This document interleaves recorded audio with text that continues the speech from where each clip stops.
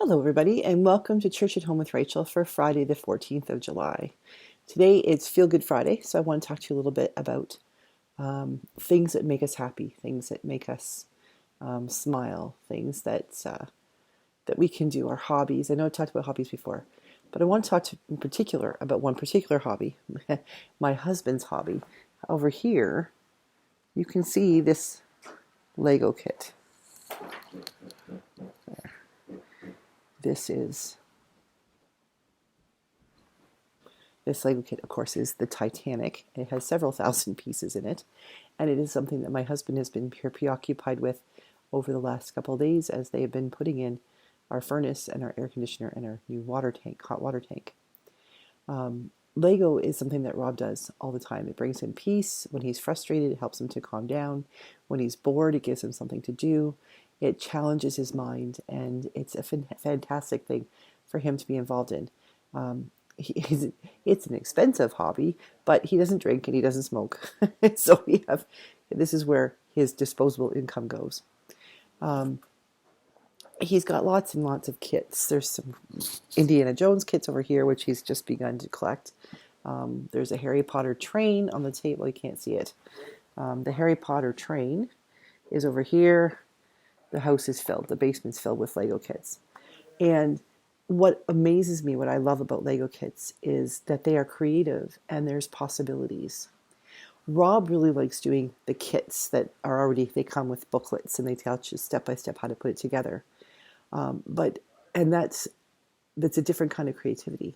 My stepson, my oldest stepson, Robbie, for the longest time, I think he's sort of grown out of it now, but for the longest time, he would take kits that Rob had made and he'd take them apart and he'd mix the pieces up and he'd create his own things. And that's how I used Lego when I was a kid. We didn't have kits. We had a bucket of Lego pieces. And I used to take two of the flat green pieces that were about yay big, like this wide and this long. And I put them together and I put wheels underneath them to lock them together and I'd make myself a motorhome. That was my big thing. And we also had little trees, those things. But the idea is that Lego can be creative in that it can give us something to teach us how to follow instructions and to create something that's bigger than something we could create on our own in a very specific way with like a particular thing, like the Star Wars Death Star or the Han Solo's Millennium Falcon, which is probably Rob's biggest kit. But also, it opens up the possibilities for us to use our own creativity, our own imaginations, to create motorhomes when you're an 8-year-old girl, or to create, like Robbie did. He and his brother had these cameras when they were kids, just little digital cameras. Weren't very expensive. I think their grandfather gave them to them for Christmas, and they would set up all the stormtroopers and other characters that they had, the little mini figs as they're called, from different kits, and they would set them up and they would take a picture and then they move them a little bit and take another picture and they would create little movies, stop action movies from their Lego pieces. And Robbie would make these great scenarios up and these incredible stories about what was happening. And it allowed a child who struggled with reading and things like that to have a life of imagination that fired him up and gave him something that he could do that consumed his time, and it made him feel good about himself. And isn't that exactly what we need in our lives? We need things that we can do and we can participate in that make us feel good about ourselves and that we can enjoy with others or on our own if that's our bent. I'm more of an individual person bent, so I love reading and things like that. But I like Lego too. I'm not good at it. And I'm not quick at it, which makes it difficult because in my house, as you can see, every given flat surface is covered in Rob's Lego. So for me to do a Lego kit, I will probably be attacking a bonsai tree I got for Christmas on my holidays coming up, the 1st of August. I have 12 days before Rob's on holidays to join me to see if I can get it done. We'll see. If I do, I'll take a picture and show it to you. I won't take it apart before I video. I'll video it before I take it apart and put it on Church at Home. But this idea that Lego, as a sense of something that kids can do, it's like reading or writing or coloring or playing hopscotch. It's something that people can do. It's not just for kids, it's for any age. And that's become evident in the cost of Lego, because your average 12-year-old can't afford to buy the Titanic or even half of the Lego kits out there. Um, they're really quite expensive, but they're worth it, and they're also something that is a collector's item. That especially if you don't open the box. So when Rob bought the Titanic, he was given this as a bonus gift, and then he bought some more stuff, and he got another one of these as a bonus gift. This one got crushed in transit, but the other one he will keep, and he won't open it so that it will become worth something because it's still in the box, a collector's item. But that's a side benefit of something like Lego as a hobby that someone can do, that it could someday be worth something more than what it originally was. But I would argue that the real true value of a hobby like this isn't in what it can be sold for later, but it's more in the stories that are told and the time when two people sit down to make something together, or the wonder of the imagination of pulling something together, whether it's making your own kind of kit or putting together a kit and seeing it come together step by step. It's absolutely incredible.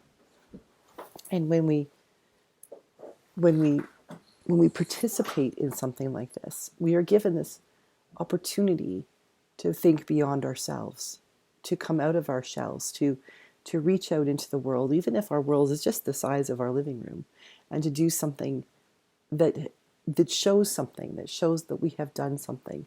And there's something really big about that. Something really big about that. The other thing about Lego is that for me, it's sort of become a metaphor of life. That you've got all these pieces that interlock and they can come together. And like with a kit, those pieces are meant to go in particular places. But even if you take all those pieces apart and you try to use them for something else, they can be. They are not one-time use only. And in a world that is so filled with one-time use only, plastic bags and so many things that we like, CD or DVD players and VCRs, try to get one fixed. No, you just go and you replace it. It's cheaper to replace it than it is to fix it. Vacuums, same thing. We've become such a throwaway society that we've forgotten the importance of being able to reutilize something, reduce, reuse, and recycle, right?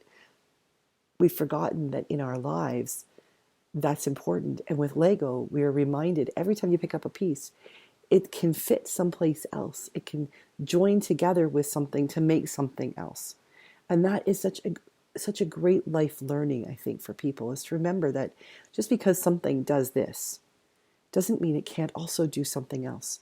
Just because I'm called to be a priest, doesn't mean that I couldn't also be a teacher, or I could be a lawyer, or I could be the writer of children's books, or I could be a grandmother to my stepson's kids. I don't have any of those yet, and Dan and Rob, please, it's okay. We can wait for a while. But just because we do one thing in our lives doesn't mean that we're locked into that being the only thing that we can do. Just as in our leisure time, just because we have one hobby, like Rob likes his Lego, doesn't mean he can't have another. Another hobby he has is woodworking. Those two things individually do not define who he is, but together they help to show the creativity of the person he is. We are all like those Lego pieces. We can come together for the intention the thing that we intend, the kit, or we can come together in brand new ways that we never experienced, we never envisioned before, when we're exposed to other people and circumstances where we find that, hey, they're Lego pieces too. And what would happen if we put this red Lego piece that's a six peg block with this blue Lego piece, it's a 4-peg block, and this white Lego piece is a 2-peg block? We've made a little mini wall. And if we keep doing that, we could make a whole wall, or we could make a motorhome. we could put our little minifigs in and take them to the beach. When we figure out that we aren't locked into who we are because of our physical or our intellectual or emotional places, and realize that we are bigger than the sum of our parts, our worlds can get so much bigger. And then, like Lego, which I discovered on Wednesday or Thursday, anyway, I can't remember when it was, but on Facebook, somebody posted a thing about that there's now a Lego, we can go lego.com, I think /replay, I think that was it. And you can get email or mail to you print labels to put old Lego pieces in the mail and send them off, and Lego will clean them up and get them repurposed so that they can give them to charity.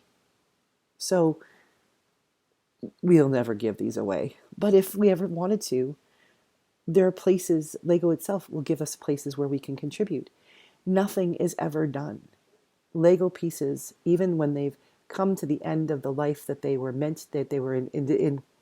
initially meant to have, can be repurposed and go on to something else. And I think the same thing can be said for us.